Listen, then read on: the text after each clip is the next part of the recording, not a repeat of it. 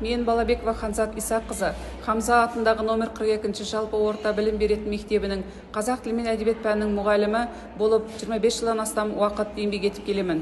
Педагогика ғылымдарының магистрімін, педагог зерттеуші санатым бар. Ұстаз қай кезде де мектептің жүрегі, әрі тірегі.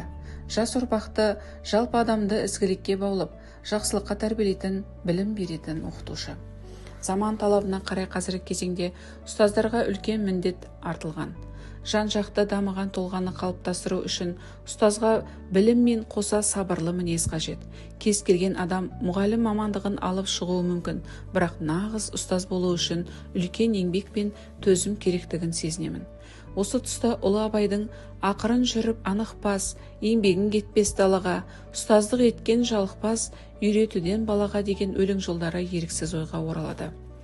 Егер әр шәкірт өмірде бір кірпіш болып қаланып, өмірден өз орнын тауып жатса, төккен тер мен адал еңбектің ақталғаны емес пе? Ағаштың күтімі жақсы болса, жемісі мол болмақ.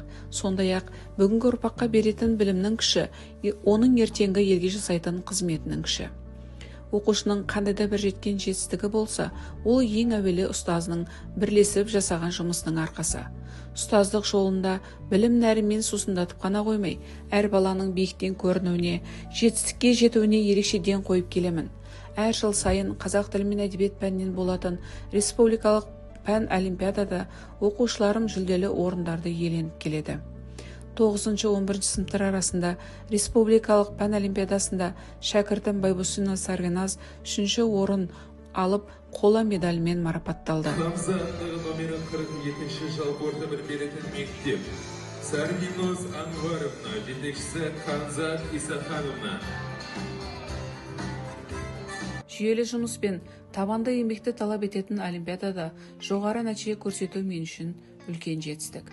Сонымен қатар оқушыларым Абай, Шәкәрім, Мағжан, Мұқағали оқуларына қатысып жүлделі орындарды иеленіп келеді. Жетекшілік жасап, үміт артқан шәкірттерім өз нәтижелерін көрсетіп, еңбегімнің жемісін беруде. Мұғалімдердің құзыреттілігін жетілдіріп, олардың кәсіби дамуына үлес қосудамын. Өз мектебіміздегі мұғалімдердің кәсіби біліктілігін жетілдіру барысында біліктілікті арттыру курстарынан үйренгендерімді және өзімнің сабақтарымда қолданған әдіс-тәсілдерді әріптестермен бөлісіп келемін. Біздің мектеп бірнеше мектепке тірек мектеп болғандықтан, қала мектептерінен келген әріптестеріме коучинг, шеберлік сыныптар өткізіп, әдіс-тәсілдермен бөлісіп келемін. Республикалық ғылыми-тәжірибелі конференцияларға қатысып, мақалаларым жарық көрді. Бірнеше жұмысымды, коучинг жоспарларымды интернет желісіне салып, алғыс хаттармен марапатталдым. Ғылыми жұмыспен айналысып, оқушыма жетекшілік жасап келемін. Әдістемелік көмекші құрал мен авторлық бағдарлама жазып, өз тәжірибелерімен бөлісудемін. Мектеп мұғалімдері оқушыларды оқытып қана қоймай, сонымен бірге тәрбиелейді. Оқушы тұлғасының қалыптасуына қолайлы жағдай жасау мақсатымен олардың дамуын бақылаушы, тәрбие жүйесіне қажетті өзгерістер енгізуші, ол сынып жетекші. 15 жылдың көлемінде сынып жетекшілік жасап, шәкірттерді адал, мейірімді, қамқор, адамгершілігі мол, отанына адал қызмет ететін тұлға қалыптастыруға өз үлесімді қосудамын.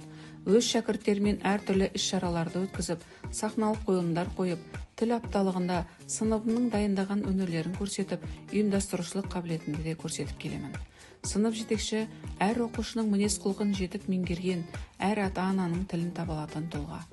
Өз оқушылармен бірге әртүрлі мұражайларға, саябақтарға барып, оқушыларымның көңілдерін табуға тырысамын. Өйткені жүрек қалауымен жасалған нәрсенің өз жемісін береріне сенемін. Не ексең, соны аларсың дейді халық даналығы. Олай болса, біздің еңбегіміздің айнасы алдымызда отырған оқушыларымыздың білімділігі мен тәрбиелігі. Әріптестерімізді ұстаз деген ұлы да киелі атқа кір келтірмей, жастық жалынымызбен тәуелсіз азат отанымыздың ең бақытты, ең ақылды, ең білімді бүлдіршіндерін тәрбиелеуге өз үлесімізді қосуға үндеймін.